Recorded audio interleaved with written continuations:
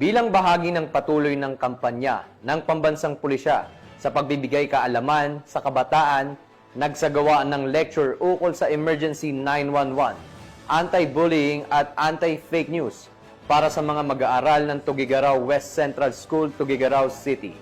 Yan ang balitang hatid ni Patrolwoman Lainey Lorenzo.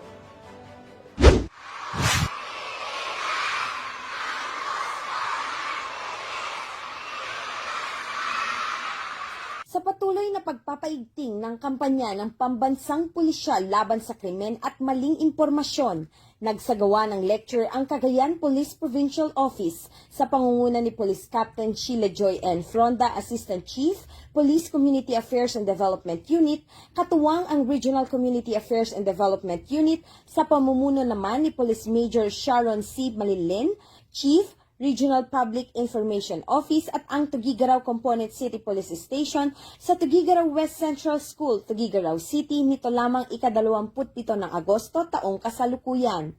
Kabilang sa mga tinalakay ang kahalagahan ng maagap at wastong paggamit ng E911 Emergency Hotline, ang masamang epekto ng bullying sa kapwa mag-aaral, at ang kahalagahan ng pagiging mapanuri bago magbahagi ng impormasyon sa social media. Nagkaroon din ng interaktibong talakayan at pagbibigay ng katanungan mula sa mga estudyante upang higit na maunawaan ang mga paksa.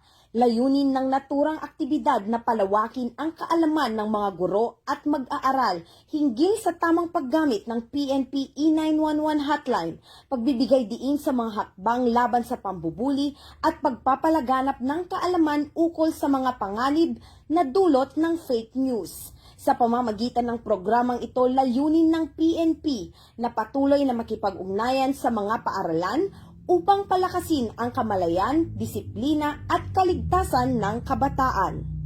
Mula dito sa Lambak ng Cagayan, ako ang inyong PNN correspondent, Patrolwoman Lainey Lorenzo, alagad ng batas, tagataguyod ng Balitang Pulis.